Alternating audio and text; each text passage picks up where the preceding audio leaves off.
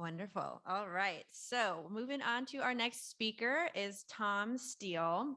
Tom is passionate about finding the best next use for items, unusual items that otherwise are likely to be discarded as waste. As executive director of BioLink Depot in Oakland, he supports educators at all levels and throughout the Bay Area with free scientific equipment and lab supplies to broaden access to hands-on STEM education for all. He also is the operations director of an organization that is very, very near and dear to my heart, and that is Scrap SF. If you've never been there, you are missing out hugely. I highly recommend you go. There, he collaborates closely with staff and volunteers to develop a wider practice of creative reuse, including sustainable hands-on art engagement for underserved youth. So please welcome Tom.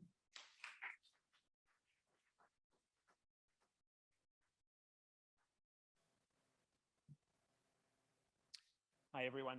Thank you so much for inviting me to speak today. It's really great to be here. Sorry, microphone. So I'm here to introduce you to our program at BioLink Depot. Our mission as a nonprofit is to empower teachers to engage students in hands-on STEM education based on using donated scientific equipment and supplies. So the challenge at hand that I see as we consider what happened with the COVID pandemic is actually the survival of our species. So this damn thing almost killed all of us and could have killed all of us if it was a slightly different version.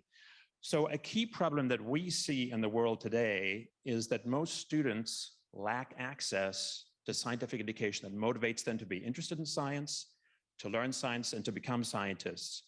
So there's two results that I see, and that is firstly that the population is largely scientifically illiterate. People think science is hard and complicated and I can't do math and it's just too hard and they just give up and go away. And so people often don't value science and scientific information. And specifically, more focused, is that there's a lack of future bioscientists, biotechnicians to work in labs, clinicians, virologists, epidemiologists, and more innovators that are going to come and focus on new health crises that are going to come. So the question is, what's going to happen after COVID? COVID is still here. It hasn't gone away. It probably will never go away. But there's going to be more things. We've had Ebola, HIV. There's antibiotic-resistant bacteria. So there's more and more things popping up in the world. And I remind you that the bubonic plague that had 2 major cycles killed 50 to 60% of the population at the time. So these things are serious. So, you know, we need to be prepared for the next wars against the next onslaught of microbes. So as a quick overview of our nonprofit, we're a very small community-based group. We were founded in 2002, thanks to some funding from the National Science Foundation. We eventually became a nonprofit in 2015. And typically at this time, we give out about $800,000 worth of material to students to use in their classrooms. And about 63% of the students are at Title I schools. We're based in Oakland, where we share an eco park with the Habitat for Humanity Restore. I hope you guys are familiar with them. And also the Reuse people are next to us. We're a very lean, financially operated group. And thanks to a very active and supportive board and our volunteer community, we're able to basically give things out for free as a gifting program. So here's a photo from a recent open house we had with some teachers from the Haywood Unified School District. They came over for a special mini open house to support their new STEM centers. And these teachers are very, very dedicated. You probably can't read quite what's on the t-shirt there, but this dedicated teacher, she lives her truth. And it says on there, if at first you don't succeed, try doing what your science teacher told you to do the first time. So these are wonderful, wonderful people who are out there wanting to bring science into the hands of students, and they need all the support we can give them.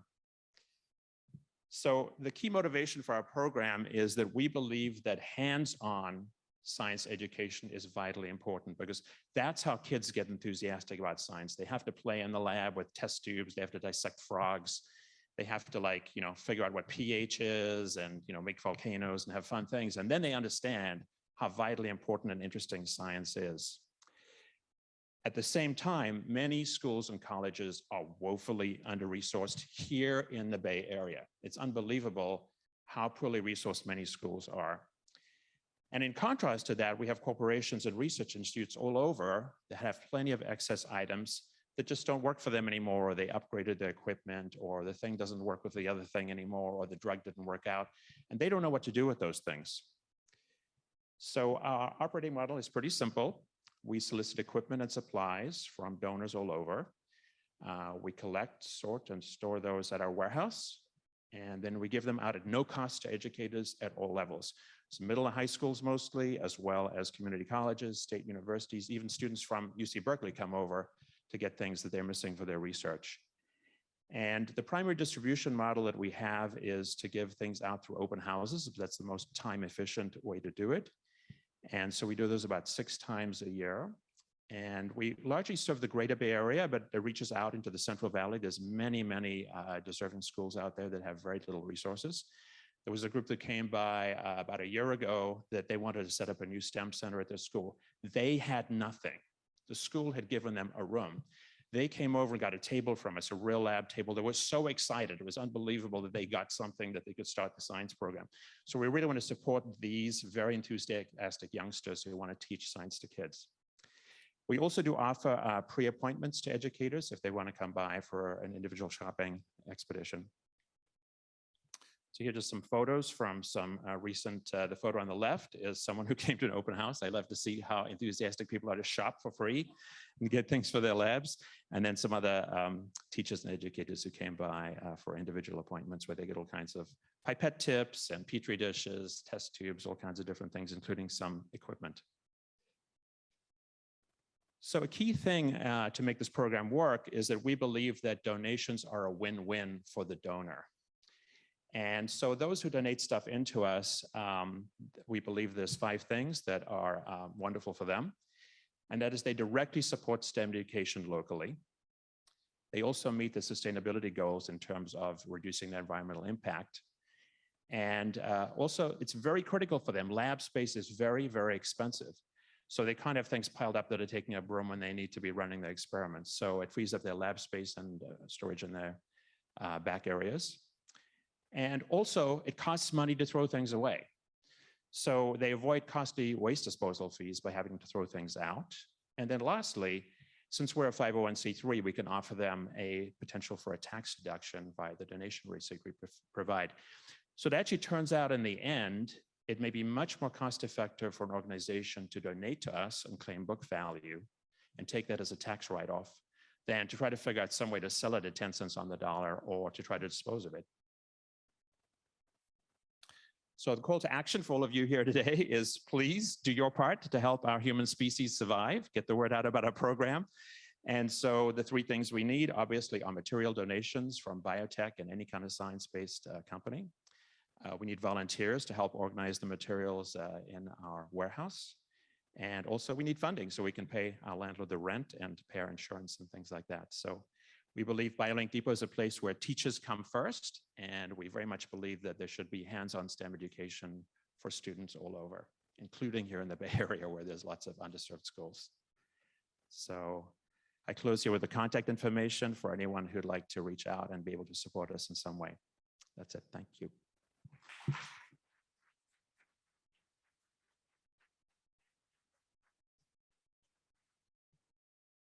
Thank you very much, Tom. This brings me lots of joy to hear about students learning about science and getting STEM education. Do we have questions?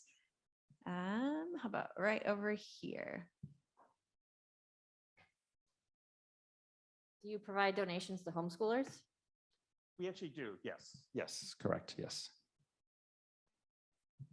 It is our preference to support bigger schools that have a lab that's going to serve the most students. But a lot of the stuff, we actually have a warehouse that's full of stuff right now. We just gave out $108,000 worth of stuff on March 6th, and we still have a warehouse that's overstocked. Yeah, there's an unbelievable amount of material. People think, oh, probably, they donate a little box of this or box of that. About a year ago, we received a donation from a major stockist company. They sent us about 250 pallets of material from 5 sites that they were going through a transition of their business, and they had old stuff that had been piling up. So it's unbelievable the amount of material that's there. Gilead once sent us 26 cubic yards in one donation. So, yeah. How about anything from our virtual audience? Yes, we have a question from Manette. Does BioLink Depot offer these materials to schools in the entire Bay Area, like the South Bay? Yeah, we actually have people coming to our donation, pickups when they pick up materials. They come from all over. They've come from as far as Portland, Oregon, from Reno, even from San Diego. They'll rent a U-Haul and drive all the way up. So if you can come to our depot, you're welcome. If you want to come from Nebraska, you're welcome. We don't mind. So we're open to all. So. And I think I saw a question over here. Oh, wait, we've got one up top.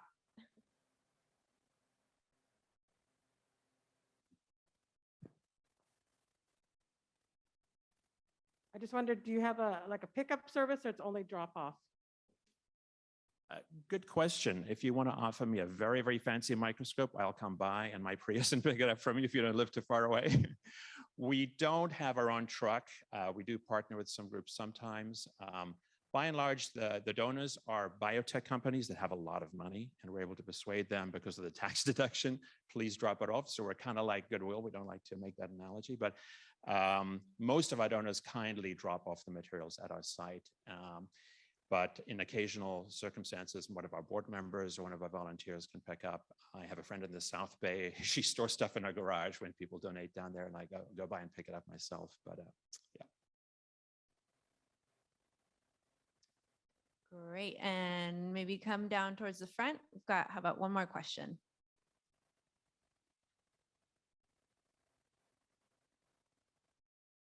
Hi, do you repair things? Not anything major, but I work at the Lawrence Berkeley National Lab, and we often have very large pieces of equipment that maybe have something really little wrong with them, but our researchers can't use them. But would something that needs just, minor touch-ups be acceptable?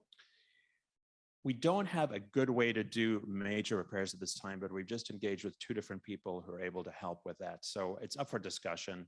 And basically, when people have nothing, they often happy to get something that's only partially working. Like there was a PCR machine that only half of it was working, but that's better than nothing. So it depends on the condition, but we do receive larger equipment as well. A few weeks ago, we actually received 2 scanning electron microscopes in 1 week. So it's pretty crazy what's out there. So. Yeah. Can we hear me now? There we go. I'm Devin Jackson. I am a member of the NCRA board, also a 6th grade science teacher in Contra Costa County, and a STEM teacher. And I got the email from my principal about BioLink's March 6th open house. I'd like to speak on behalf of all middle school science teachers. Thank you so much for what you're doing. Thank you.